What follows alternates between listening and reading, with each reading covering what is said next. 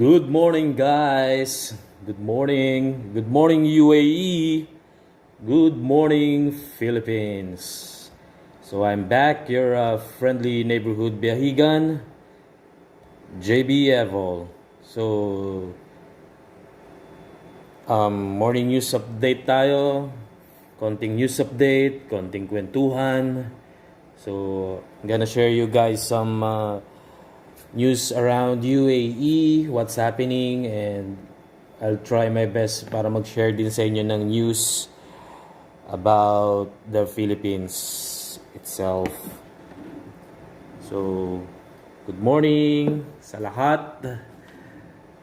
And dito ako sa office. So, before work, let's have a morning news update. So, kamusta kayo? Kamusta kayong lahat? Kaya tayo ng hello po, Miss Nari Kim. Salamat po sa inyo. Message po ako bukas or later. Good morning, guys.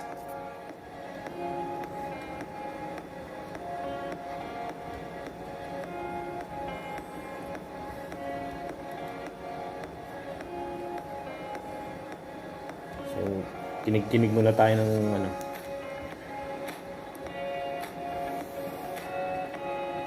Again, shoutout po Miss Nari Kim. Good morning. Salamat po ulit.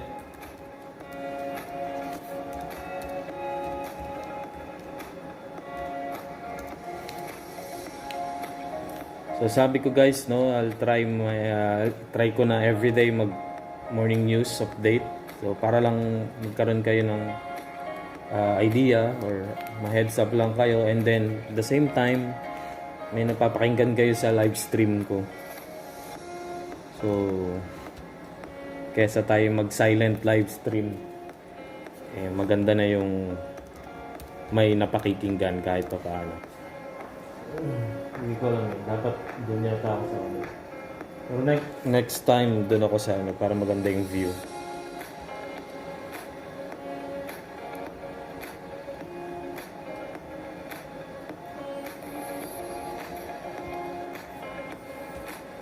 Good morning, guys. Good morning, good morning.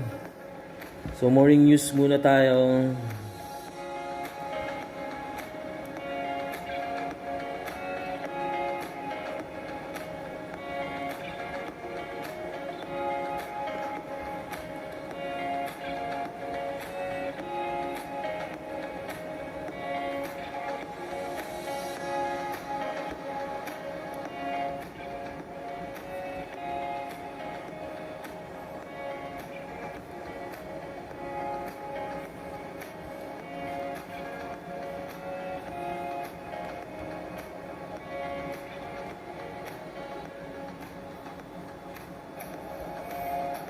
Hello.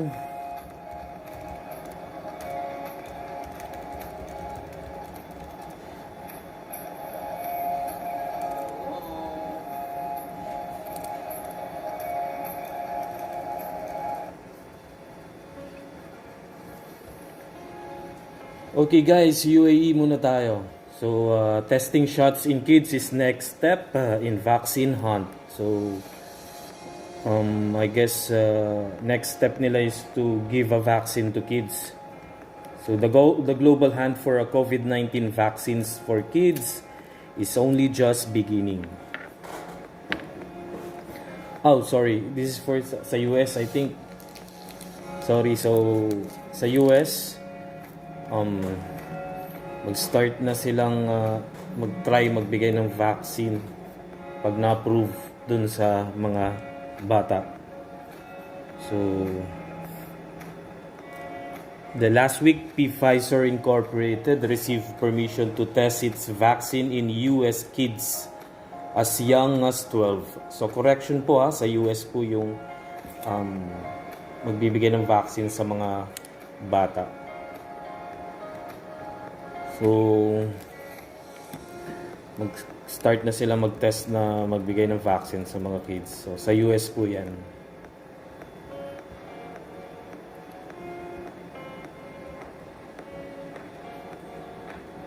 Ito po, good news sa mga nag-work sa office, sa government, sa mga private companies. So, in observation of the Prophet's birthday, gives UAE residents a one-day holiday. Yes, mga kabayan, my friends, my brothers, my sisters. So, the UAE Federal Authority for Government Human Resources announced on Wednesday that the Prophet Muhammad's birthday will be celebrated on October 29, 2020. So, this means one-day holiday, mga kabayan, will be observed for federal government employees who will also have the benefit of a long weekend. Official working hours will resume on Sunday, November 1, 2020. So, the birthday of Prophet Muhammad is celebrated on the 12th day of Rabi al-Awwal. In Arabic, the holiday is referred as Eid al-Maulid al-Nabawi. So, birthday po ng Prophet Muhammad. So, that will be on October 29, 2020. So, holiday po yan. So, I'll give you lang some explanation about Prophet Muhammad's birthday. The birthday of Prophet Muhammad is celebrated on the 12th day of Rabi al-Awwal. In Arabic, the holiday is referred as Eid al-Maulid al-Nabawi. So, this holiday is less of a celebration and more of an observance.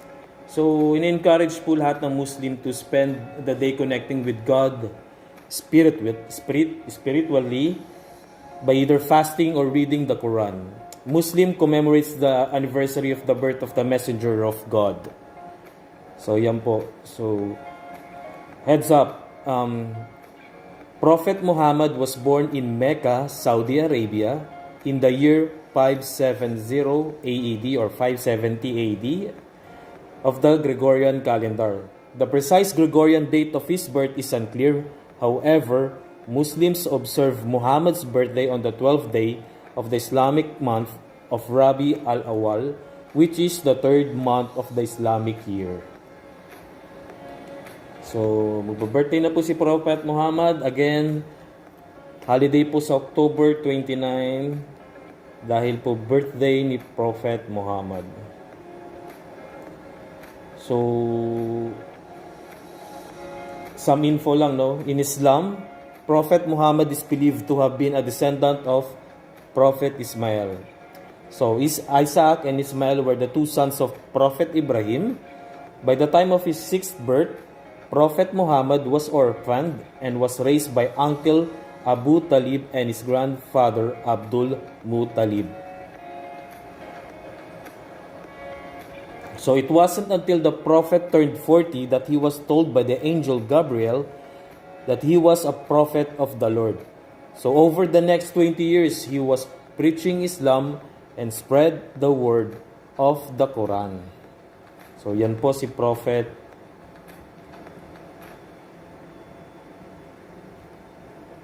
Muhammad. Yan po, si Prophet Muhammad. So, October 29 po, holiday again, mga kabayan, sa UAE. So, yon.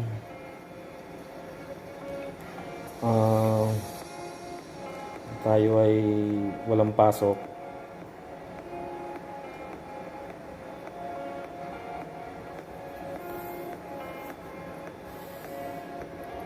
Good morning po sa lahat.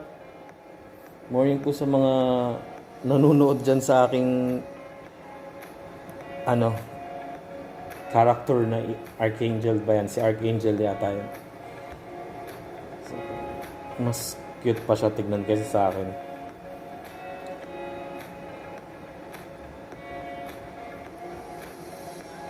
Thank you to College Times, Golf News, and then later ABS-CBN News and GMA News para sa aking mga news update na sinashare sa inyo. So magandang i-check natin yung mga website na yan, mga news informations na galing sa kanila. So ilalagay ko yan sa aking link below para sa mga news update ma-share ko sa inyo.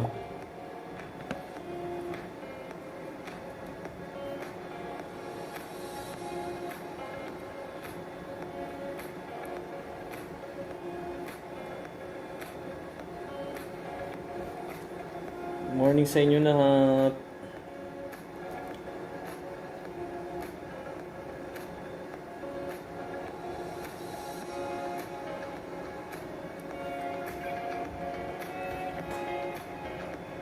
So we have a good news here.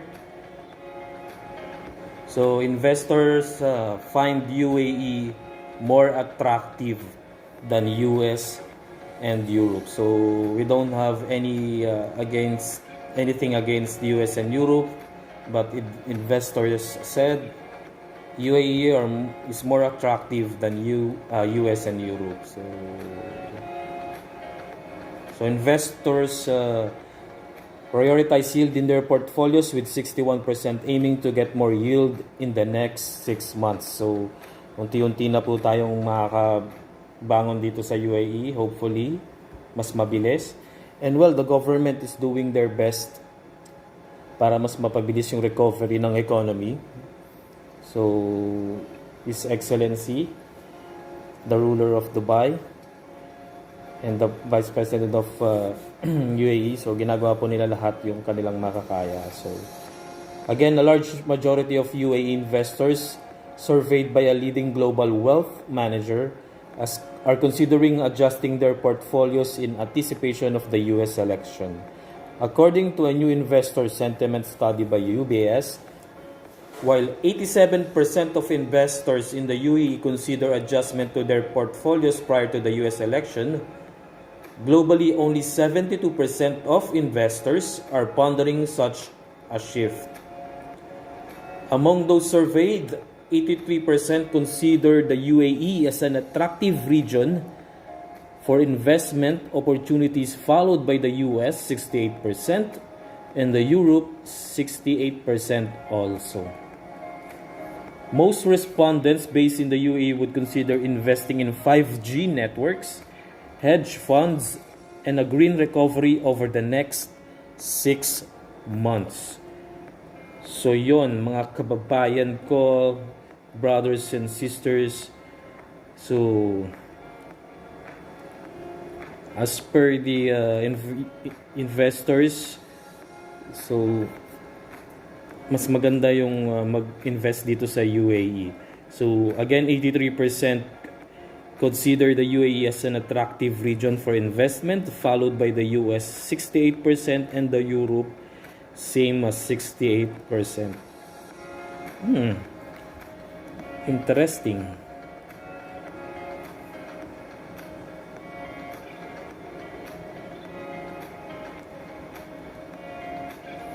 Yon. So yan lang. So we have an holiday on October 29. Tapos yung magandang mag-invest sa UAE. So yan yung mga magandang news for today.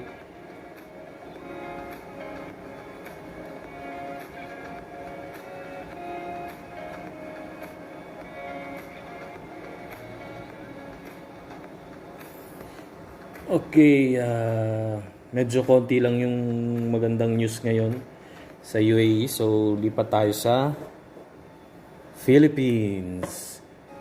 So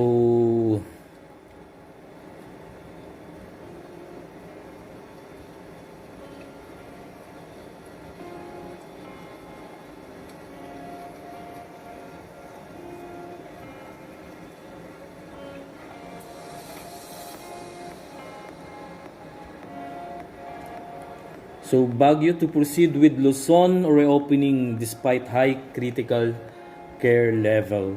So mag-open na po yung Baguio. Baguio will proceed with its reopening to Luzon residents on Friday as it worked to increase its critical healthcare capacity. Mayor and contact tracing czar Benjamin Magalong said on Thursday. So, yeah, they will open Baguio from Luzon residents. So, yung mga gustong pumunta ng Baguio, pwede na po. I-open na nila yung Baguio. So, the Octa Research Group earlier warned that the city of Pines has a 70% critical level in hospital occupancy and called for a serious action in the area. So this is due to the Baguio receiving COVID-19 patients from different areas. Well, tuloy-tuloy naman yung contact tracing nila, no? Tsaka yung testings. And then yung ang maganda sa kanila, yung testing capacity nilang pinakamataas sa buong bansa. So maganda yon para sa isang city. Then bumababa na rin yung mga cases nila. So again, they will open Baguio from Luzon residents. So makakapunta na sila sa Baguio. But of course, you have to follow the strict health protocols that will be implemented, no? They will surely implement health protocols pag na-open nila yung Baguio. So, take note, only 300 travelers will be allowed to enter the city on Friday. So, they will be required to present a QR code after submitting documents such as negative coronavirus test result within 72 hours. And they will shorten also their curfew to 12 midnight to 4 in the morning. So yun, no? If you guys are coming from Luzon, and you're planning to go to Baguio on Friday, starting on Friday, so you have to present a negative coronavirus test result within the 72 hours na pupunta kayo ng Baguio. Okay, so napaka-importante niyan. So you have to follow. And then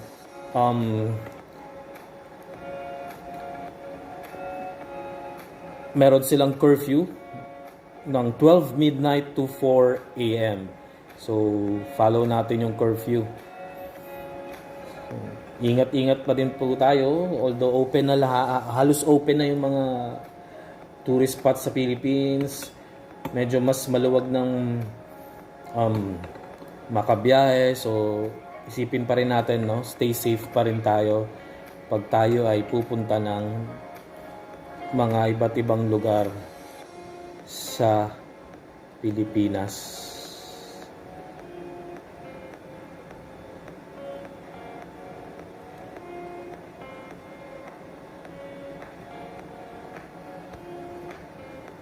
So yun, yung PNP, they will be skipping lavish over generous Christmas parties this year.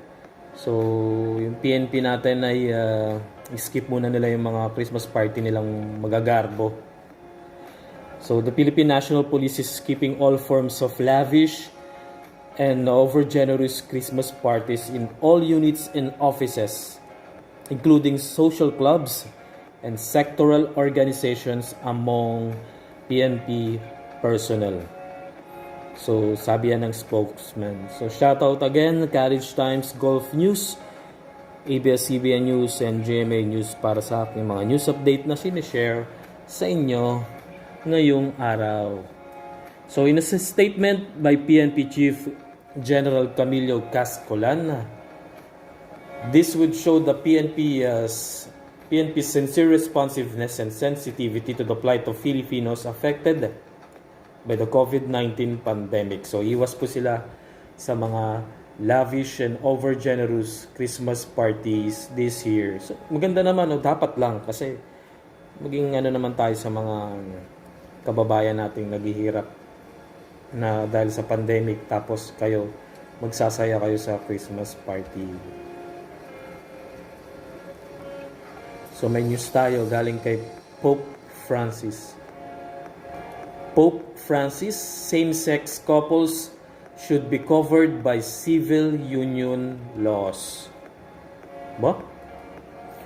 So, Pope Francis says in a film released on Wednesday that homosexuals should be protected by civil union laws. In some of the clearest language he has used on the rights of gay people.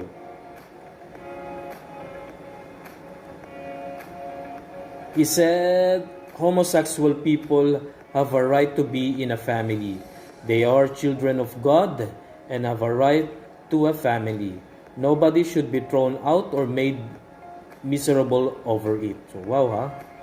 At least they're accepting now. What we have to create is a civil union law. That way, they're legally covered. I stood up for that, he said.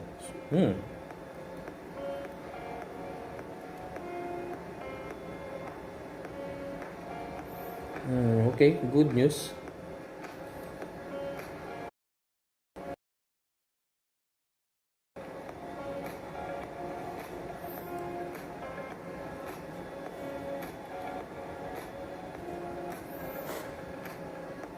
Yan, may mga good news. Good morning again, mga biyahigan. So, walang nanonood sa akin pag ganito ka umaga. Mga tulog pa. Tulog pa silang lahat.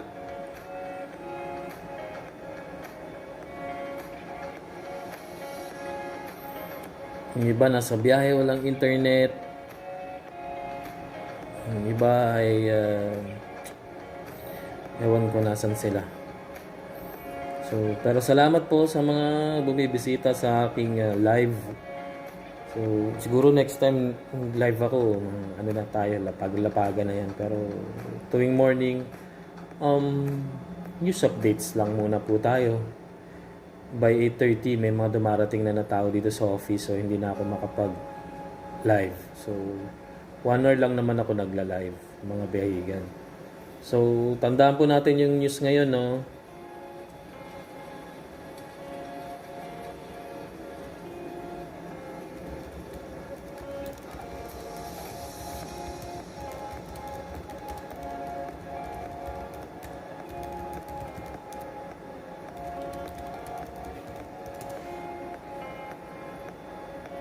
Good morning again, mga biyahigans. Evol here, giving you some love.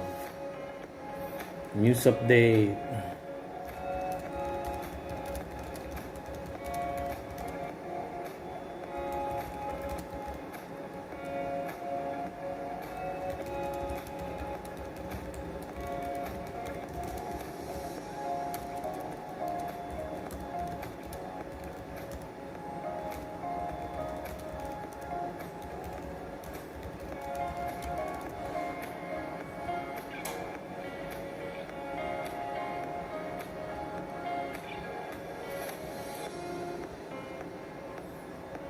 Yan. Good morning again.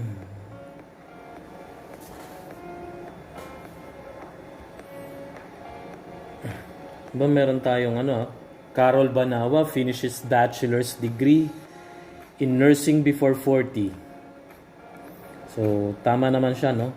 You are never too old to reach your dream. So,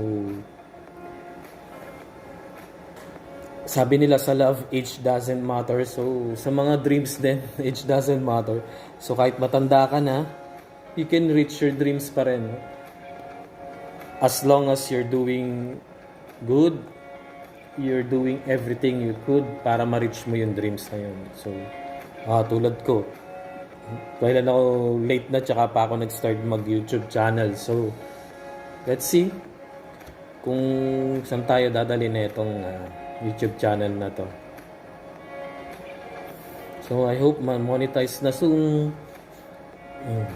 So, malapit na yung election ng US, mga behigan. So, abangan natin yan. Kung nangyayari dyan.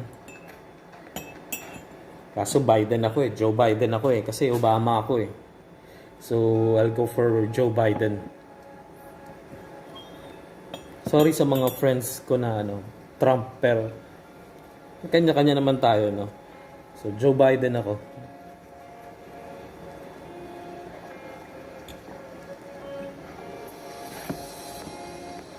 Ano pa?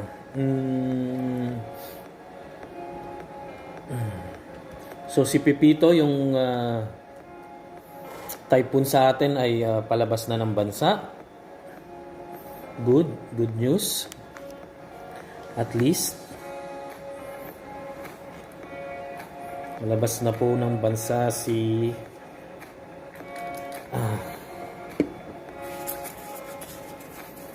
Pepito. So, may mga rito showbiz news ba tayo? Yun meron yatang issue ngayon with Tekla. So, I don't know. Check ko muna bago ako share sa inyo. Hindi pa yata nagsasalita si Super Tekla. Kaya, hintayin muna natin.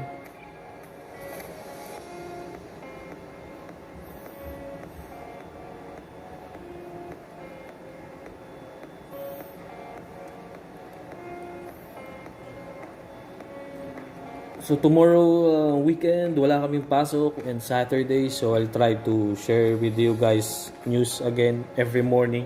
So siguro medyo late na, at least may manonood na sa akin.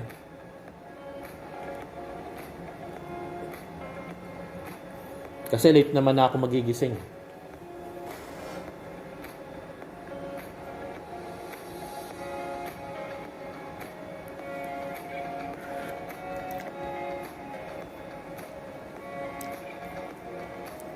Good morning. Ingat po kayo sa pagpasok, mga biyahigan.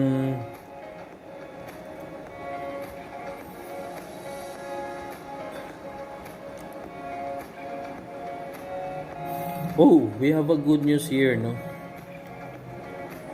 Labor Department says to give away free bikes for food couriers. Wow. So the Labor Department will give away free bikes nationwide to those who wish to work as food couriers, its chief said Thursday. So the agency will launch the program on Monday in Metro Manila, beginning with Pasig, said Labor Secretary Silvestre Bello. Bello or Bello? So magbibigay sila ng bisikleta sa buong bansa. So yun ay ibibigay nila para sa mga negosyo ng Grab, yung mga magdi-deliver, yung mga online seller na malilit na mga online seller. Yan, maganda yan, no? At least meron silang additional job para sa mga walang trabaho. Maganda yan para sa mga walang trabaho, no? So, for those who wish to acquire the free bikes, you may inquire at the Dole office. So punta lang kayo sa mga Dole office, Department of Labor and Employment, para mag-inquire dun sa mga free bikes na ibibigay ng ating Labor Department para sa mga maliliit na online sellers and gusto mag-deliver ng mga food ng Grab. Good news.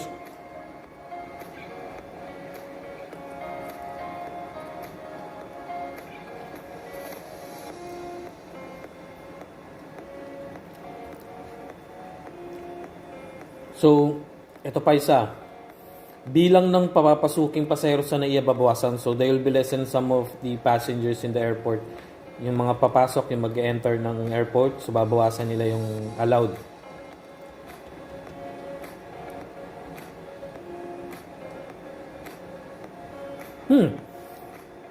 Babawasan ng mga papayagang darating ng mga pasahero sa Ninoy Aquino International Airport sa 2,000 na lamang. So, malaking bawas to.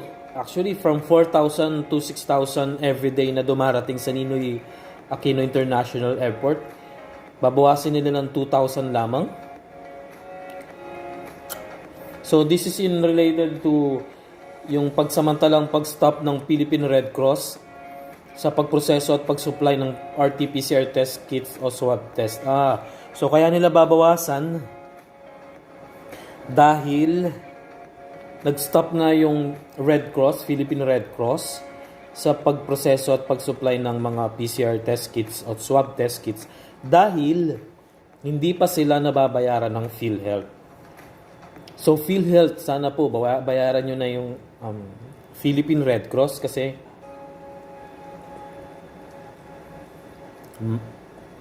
malaking bagay yung nagagawa ng Philippine Red Cross para sa mga OFW na dumarating o yung mga galing na ibang bansa. Tourists.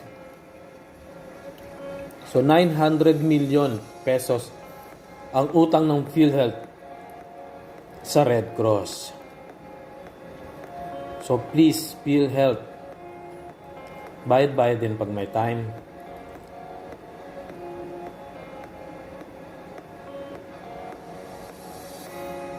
So again, DPWH, merong mga corruption allegations. Hindi na bago yan.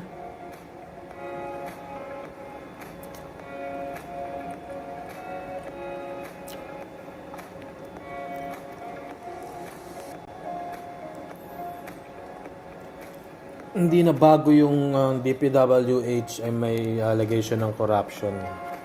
Pero I think si Villar ay hindi kasama dyan. Kasi mayaman naman yan eh. Mayaman naman ang mga Villar. Kain tayo guys. Breakfast.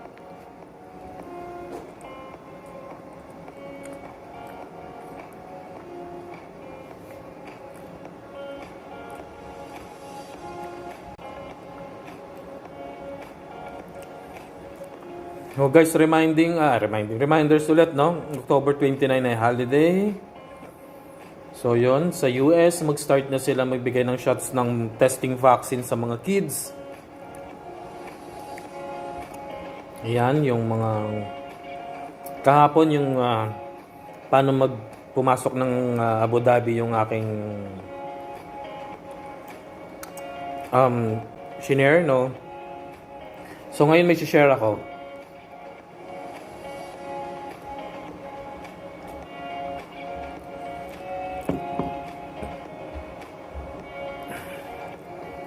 If a person has a visa issued by Abu Dhabi, pwede ba silang mag-land sa Dubai? So, if you are a holder of Abu Dhabi visa issued, if you are a holder of a visa issued by Abu Dhabi, so kinorek. So can you land in Dubai? So, what are the regulations that residents of an emirate have to follow if they land an airport in another emirate in the UAE? So, yun na. So, this is coming from Gulf News. So, shout out. Thank you again, Gulf News. So, how to apply for approval? So, according to the ICA, residents with a valid residence visa issued by the ICA can confirm entry or re-entry to the UAE by entering their passport number, which has a valid residence permit, on this website. So the website is uaeentry.ica.gov.ae. So again guys, if you are entering UAE on a Abu Dhabi issued visa, so you can still land in Dubai, no? So all you need to do is enter your passport number with a valid residence permit sa website na uae-entry.ica.gov.ae. So, yun yung website na inyong pupuntahan. So, again, it's uae-entry.ica.gov.ae. So, yun yung website again, ha?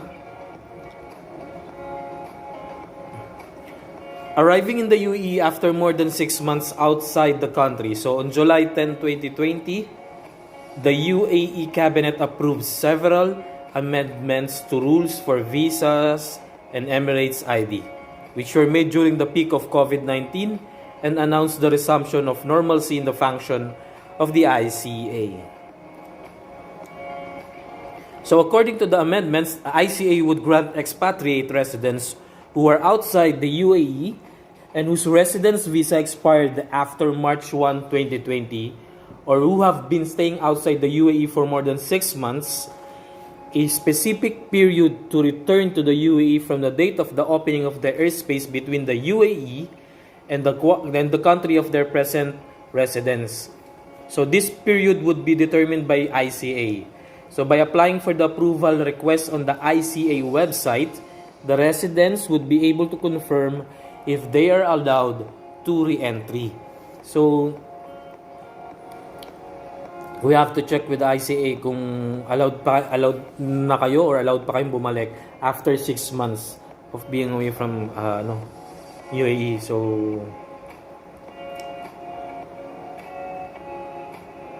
So GDRF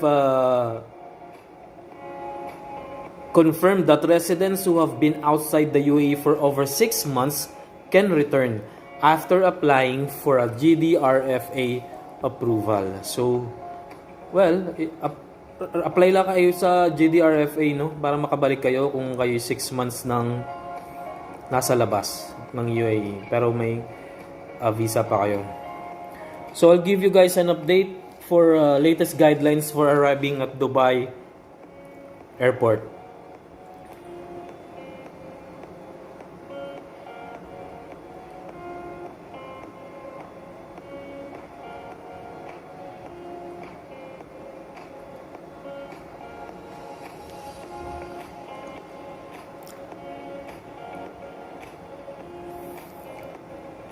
The latest COVID-19 updates published on the DXB or Dubai Airport's website on October 19 provide the following guidelines that UAE nationals and residents need to follow.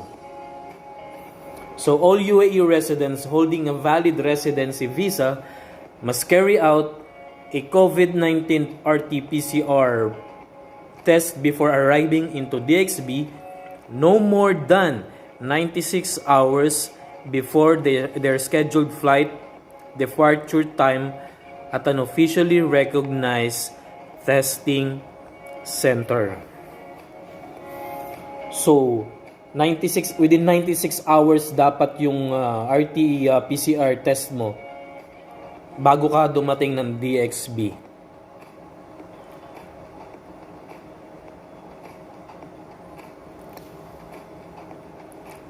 So at least 4 days yata ito, no? 8, and 2, 48, 8, 16, 18. Oh, 4 days. So UAE nationals are exempt from this requirement and will be tested on arrival. So yung mga UAE national exempted yan. Dito na yan ito-test. The negative COVID-19 PCR test result must be presented in printed certificate format by the traveler on arrival to DXB. Their certificate must be in English or Arabic only. No handwritten certificate will be permitted. So it should be a printed certificate, mga kabayan, no? Kung babalik kayo sa UAE, dapat printed test result certificate. So English lang or Arabic, no other languages. No handwritten certificates. That is not allowed. So all Dubai residents must get approvals from the General Directorate of Residency and Foreign Affairs before returning to DXB or the GDRFA. Residence visa holders from other Emirates must get approvals from ICA before returning to DXB. So children under the age of 12 and children with moderate to severe disabilities are exempted from PCR test requirements. Yan, exempted po yung children under the age of 12 and children with moderate to severe disabilities. So on arrival to DXB, UAE residents and nationals must download and register on the COVID-19 DXB Smart App. So, download po kayo ng DXB Smart Apps, mga kabayan, pag kayo paparating po dito. UAE nationals and residents departing from DXB are advised to follow the requirements of their final destinations, as some may require an additional negative COVID-19 PCR test certificate to be presented before leaving DXB. So, follow lang tayo sa mga strict protocols para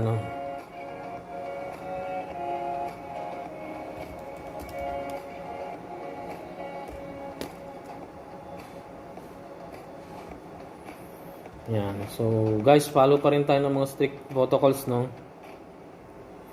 Para tayo at least we are safe.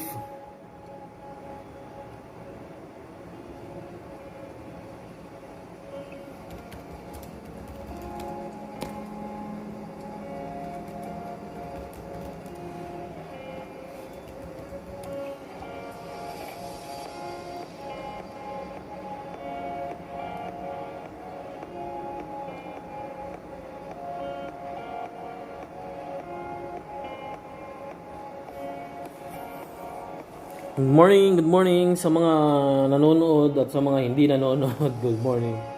So guys, yun yung mga morning reports ko. Morning news. Thank you College Times, Gulf News, ABS-CBN News, and GMA News sa aking mga news updates. So, sa kanila galing yan. So, visit their website. Ilalagay ko po yan sa aking link below. At sa mga nag-subscribe po sa akin last time, I think. So, alam na po nila yon. Ako po ay babalik sa inyo tomorrow dahil wala po akong pasok. So, I have all the time to check and get back to you tomorrow. So, maraming salamat po sa support. Team Zueno, kay Nari Kim, thank you po sa lahat ng mga tumutulong para sa subscriber ko. Sa lahat po na nagsasubscribe, sa lahat po na nanonood ng mga videos ko na ina-upload. So, maraming salamat po sa inyo. Sa mga tumutulong po, yung mga nagsasubscribe, sa mga tumutulong magpa-subscribe. So, shoutout po sa inyong lahat. Okay. Yan, i-subscribe nyo din po yung mga kaibigan ko na tumutulong sa akin, yung aking mga mahal sa buhay na tumutulong sa akin sa aking video, YouTube channel. Okay, mga kaibigan ko, mga yan. So sa Team Sueno, thank you. Narikin po, i-subscribe nyo po yan, mag-join po kayo sa kanya, maraming natutulong. Amor de la Cruz, Single Mom Karangke, yan, yung mga YouTube channel, Bonnie Mangubat channel, ano pa ba?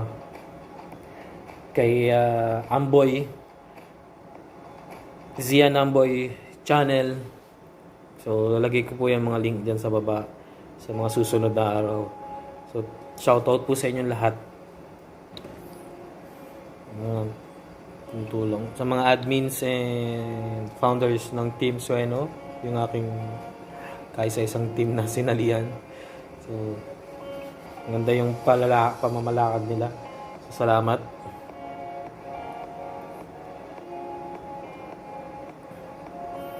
Good morning again! Good morning, Behigan. So, salamat po sa mga nanonood at salamat din sa mga hindi nanonood. I guess, hindi ko kakayanin yung 1 hour. So, I need to log out na siguro mga after a minute. Thank you po sa pakikinig sa aking news update. So tomorrow again, I'll be back morning. So siguro medyo late na dahil late na po ako magigising bukas dahil weekend po, wala po kaming pasok. So again, maraming salamat po sa inyong lahat. Okay, salamat po sa support. So, sana ma-prepare sa tayong ma-monetize. Ang hirap pala. Pero let's see. Tiyaga lang. Marami namang nagsusuporta. And kailangan lang balikan talaga natin sila lahat.